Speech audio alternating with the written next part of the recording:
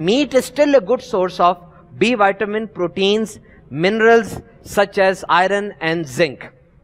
جو گوشت ہے یہ بہت اچھا ذریعہ ہے آئرن کا. اب دیکھیے کچھ بچے ایسے ہوتے ہیں عام طور پہ جن کی گروتھ کمپرومائزڈ ہوتی ہے. کمپرومائز سے مراد یہ کہ جتنی ان کی عمر ہے اتنا ان کا قد نہیں ہوتا یا ان کا ویٹ اتنا نہیں ہوتا. تو یاد رکھیے باقی تمام کھانوں کے ساتھ ساتھ گوشت بہترین کھانا ہے, آئرن کا بہترین ذریعہ ہے. ایسے بچے کو عام طور پہ روزانہ ایک سیب کم از کم اور کچھ بوٹیاں گوشت کی وہ ضرور کھلانی چاہیے.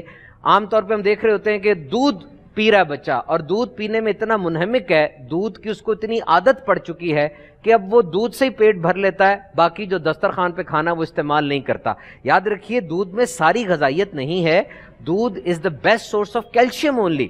کیلشیم تو اس کو مل رہی ہے تو باقی جو چیزیں اس کو چاہیے, اس کو پوٹیشیم چاہیے, اس کو زنک چاہیے, اس کو وائٹامنس چاہیے, اس کو آئرن چاہیے. تو گوشت ایک بہترین ذریعہ ہے ان تمام نیوٹرینٹس کا. اور اس کے بعد ایک دن میں ایک انسان کی جو گوشت کی ریکوائرمنٹ ہے اڈلٹ کی وہ 250 گرام ہے, یعنی ایک پاؤ گوشت وہ کھا لے تو یہ بہت کافی ہے.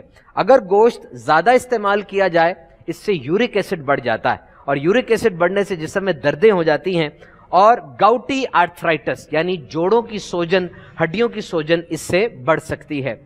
بڑی عید کے موقع پہ, عید قرباں کے موقع پر بوتلوں کی سیل بہت بڑھ جاتی ہے, کاربونیٹڈ ڈرنکس, سوڈا ڈرنکس.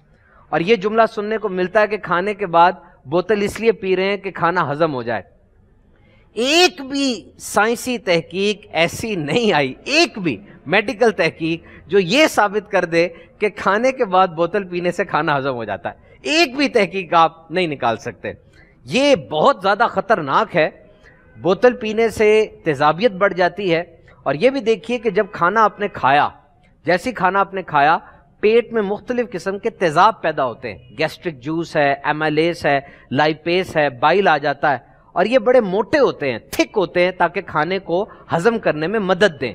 لیکن اگر ہم کھانے کے فوراً بعد کوئی لیکوڈ پی لیں, چاہے پانی پی لیں, بوتل پی لیں, تو وہ جو تیزاب کی تھکنس ہے, وہ جو اس کا موٹا پن ہے جس کی وجہ سے اس نے کھانے کو ہضم کرنا تھا, وہ اب باریک ہو جائے گا اور کھانے کو صحیح طرح ہضم نہیں کر سکے گا. اس کے اور بھی بہت سے نقصانات ہیں. اپنی صحت کا خیال رکھیے.